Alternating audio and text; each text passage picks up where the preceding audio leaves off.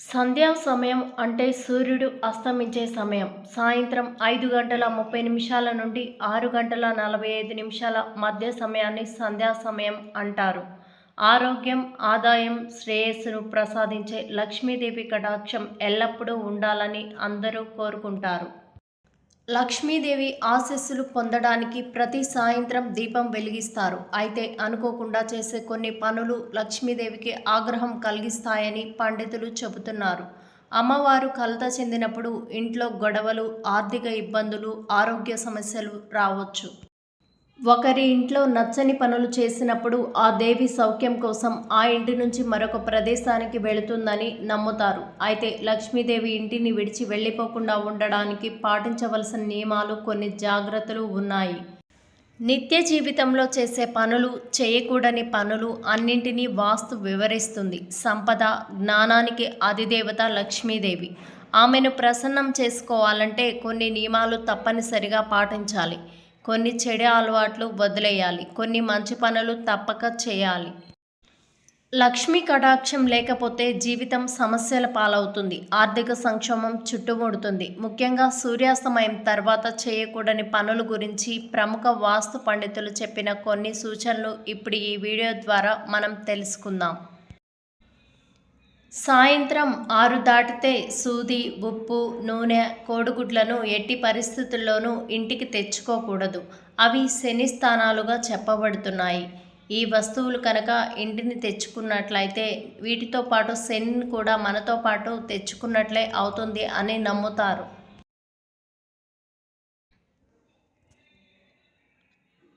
ఇక సాయంత్రం సమయంలో పాలు, పెరుగు, ఉప్పు, పంచదార వంటి తెల్లని పదార్థాలు చీకటి పడిన తర్వాత దానం చేయకూడదు. పాలు, పసుపు, పుల్లని పదార్థాలు కూడా చీకటి పడిన తర్వాత వేరొకరికి ఇవ్వకూడదు. ఇలా చేస్తే లక్ష్మీదేవి ఇంటి నుండి వెళ్ళిపోతుంది. అదే జరిగితే జీవితంలో మీరు తీవ్రమైన పరిణామాలు ఎదుర్కోవలసి ఉంటుంది. ఆర్థిక సమస్యలు చుట్టుముట్టి మిమ్మల్ని ఉక్కిరిబిక్కిరి చేస్తాయి. చీకటి పడిన తర్వాత గోర్లు, జుట్టు కత్తిరించుకోకూడదు. రాత్రిపూట ఇలా చేయడం దరిద్రం అని కూడా అంటారు. సంధ్యా సమయంలో లక్ష్మి ఇంట్లోకి ప్రవేశిస్తుందని నమ్ముతారు. అలాంటి సమయంలో జుట్టు, గోర్లు కత్తిరించుకోవడం వల్ల ఇల్లు మురికి కావచ్చు. అది లక్ష్మీ గౌరవానికి భంగం కలిగిస్తుంది. అందువల్ల లక్ష్మీదేవి వెళ్ళిపోతుంది. కనుక చీకటి పడిన తర్వాత గోళ్ళు, జుట్టు కత్తిరించుకోకూడదు.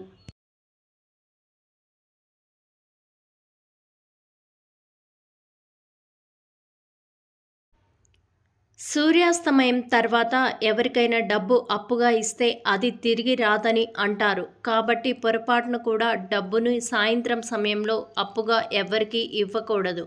సూర్యాస్తమయం తర్వాత డబ్బు అప్పుగా ఇస్తే తిరిగి రాదని నమ్ముతారు.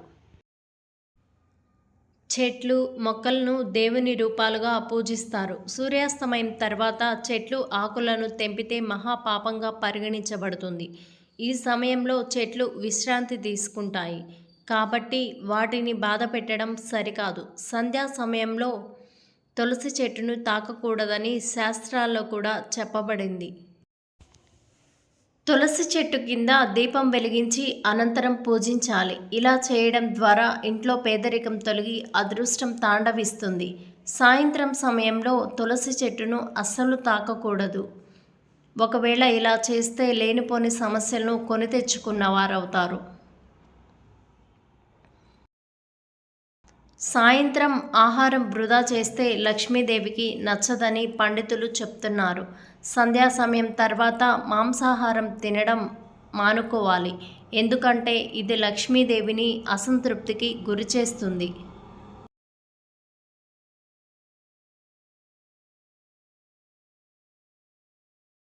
ఇక సాయంత్రం తర్వాత ప్రధాన ద్వారం, ఇంటి తలుపులు మూసి ఉంచకూడదు.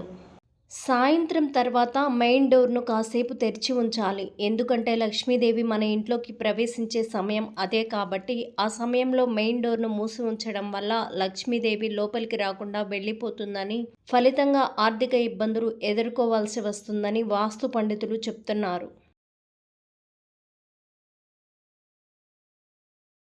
ఎవరైనా పేదవారు మీ ఇంటికి వచ్చి ఏదైనా కావాలని అడిగితే సాయంత్రం తర్వాత ఎప్పుడూ అతన్ని ఖాళీ చేతులతో పంపకండి. మీ శక్తి సామర్థ్యాలకు తగ్గట్లుగా ఏదైనా ఇచ్చి పంపండి. అది మీకు మేలు చేస్తుంది. సూర్యాస్తమయం సమయంలో అస్సలు నిద్రించకూడదు. జబ్బు పడిన వారు, పిల్లలు తప్ప అందరూ ఈ నియమాన్ని తప్పనిసరిగా పాటించాలి. దీనివల్ల మనిషి అనేక రకాల ఆరోగ్య సమస్యలను ఎదుర్కోవాల్సి వస్తుంది. అలాగే పేదరికం వారిని ముంచెత్తుతుంది. అలాగే సాయంత్రం పూజ చేసే సమయంలో పూజ గదిలో వెంట్రుకలు పడకుండా చూడాలి. లేదంటే దేవతలకు మనం పెట్టే నైవేద్యం చేరదని పండితులు చెబుతున్నారు. సాయంత్రం సమయంలో ఎవరైనా పాలు లేదా పెరుగు అడగడానికి వస్తే వారికి ఇవ్వకూడదు. పెరుగు చంద్రునికి, పాలు లక్ష్మీదేవికి సూచిస్తాయి. స్త్రీ ఇంటి ప్రవేశ ద్వారం వద్ద గుమ్మానికి చాలా ప్రాధాన్యత ఉంటుంది.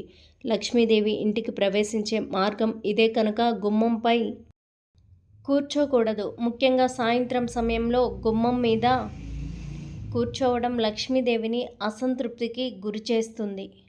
సూర్యాస్తమయం తర్వాత బట్టలు ఉతికితే తడి బట్టలు దుష్టశక్తులను సులభంగా ఆకర్షిస్తాయట. వాటిని ధరించినప్పుడు ఆ ప్రభావం మన మీద ఉంటుందని శాస్త్రం చెబుతోంది. ఎండలో ఆరిన వస్త్రాలలో ప్రతికూల శక్తి నశించి అనుకూల శక్తి ప్రవేశిస్తుందని నమ్మకం. సైన్స్ కూడా ఎండలో ఆరిన బట్టల్లో సూక్ష్మజీవులు నశిస్తాయని చెబుతుంది. కాబట్టి సూర్యాస్తమయం తర్వాత బట్టలు ఉతికి ఆరబెట్టకూడదు. సూర్యాస్తమయం సమయంలో ఇంటికి తిరిగి వచ్చేటప్పుడు ఇంట్లో కుటుంబ సభ్యులకు అలాగే పిల్లల కోసం ఏదైనా తీసుకురావాలి. సూర్యాస్తమయం తర్వాత ఖాళీ చేతులతో ఇంటికి రావడం పెద్ద దోషంగా పరిగణించబడుతుంది. చీకటి పడిన తర్వాత చీపురుతో ఇల్లు ఊడ్చకూడదు. మధ్యాహ్నం ఏ సమయంలో ఇల్లు చీపురుతో శుభ్రం చేసుకున్నా పర్వాలేదు, కానీ సూర్యాస్తమయం తర్వాత చీపురు ఉపయోగించకూడదు.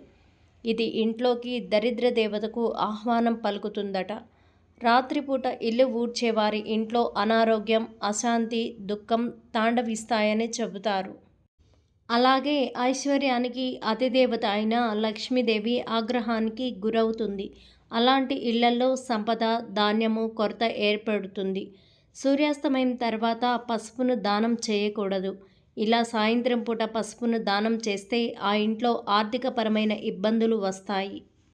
ఉప్పు అంటే లక్ష్మీదేవికి ఎంతో ఇష్టం. అందుకే ఉప్పును రాత్రిపూట చిన్న పొట్లాలుగా కట్టి అన్ని గదుల్లో ఉంచాలి. తెల్లవారిన తర్వాత ఇంట్లో గృహిణి ఎవ్వరితో మాట్లాడకుండా ఉప్పును తీసి ఎవ్వరూ తొక్కని చోట బయట పారేయాలి. ఇలా చేస్తే ఇంట్లో నెగిటివ్ ఎనర్జీ పోయి లక్ష్మీదేవి మన ఇంట్లో తిష్ట వేసుకొని కూర్చుంటుంది. అలాగే ఇంటిని కడిగే నీటిలో గుప్పెడు ఉప్పు, చిటికెడు పసుపు వేసి కడగాలి. దీంతో ఇల్లు శుభ్రం అవ్వడమే కాకుండా దుష్టశక్తులు, దిష్టి అనేది ఉండవు. అలాగే చీపురును దక్షిణ దిక్కులో మాత్రమే పెట్టాలి. వేరే ఏ దిక్కున ఉంచకూడదు. అలా దక్షిణ దిశలో ఉంచితే ధనలక్ష్మి మీ ఇంటికి వస్తుంది. రాత్రి భోజనం తర్వాత వంటగదిలో ఎంగిలి పాత్రలు ఉంచకూడదు. మురికి వంటగది వాతావరణం లక్ష్మీదేవికి కోపం తెప్పిస్తుంది. వంటగది ఎప్పుడూ శుభ్రంగా పెట్టుకోవాలి. రాత్రి నిద్రకు ముందే వంటగది శుభ్రం చేసుకోవడం అలవాటు చేసుకోవాలి. ఈ నియమం గురించి చాలామందికి తెలియదు. కానీ లక్ష్మీ కటాక్షం కావాలని అనుకుంటే మాత్రం తప్పనిసరిగా వంటిల్లు శుభ్రంగా పెట్టుకోవడం అవసరం. అలాగే సూర్యాస్తమయం తర్వాత ఇంట్లో స్త్రీలు జుట్టును దువ్వరాదు. విరబోసిన జుట్టుతో నిద్రపోకూడదు. రాత్రిపూట తలస్నానం చేయకూడదు. సూర్యాస్తమయం తర్వాత వాతావరణంలో దుష్ట శక్తులు తిరుగుతుంటాయని నమ్మకం. జుట్టు విరబోసుకొని ఉండే స్త్రీలు ఆ శక్తులను ఆకర్షిస్తాయట. అందుకే జుట్టు విరబోసుకొని నిద్రించడం అంత మంచిది కాదు. సూర్యాస్తమయం తర్వాత ఇంట్లో దుష్టశక్తులు చేరే అవకాశం ఎక్కువగా ఉంటుంది. అలాంటి సమయంలో ప్రతిరోజు ఇంట్లో దీపాలు వెలిగించి ఇల్లంతా వెలుగుగా ఉంచితే ఆ ఇంట్లో లక్ష్మీదేవి స్థిర నివాసం ఏర్పరచుకుంటుంది. హిందూ విశ్వాసం ప్రకారం సూర్యాస్తమయం తర్వాత మరణించిన ఏ వ్యక్తికి దహన సంస్కారాలు నిర్వహించరు.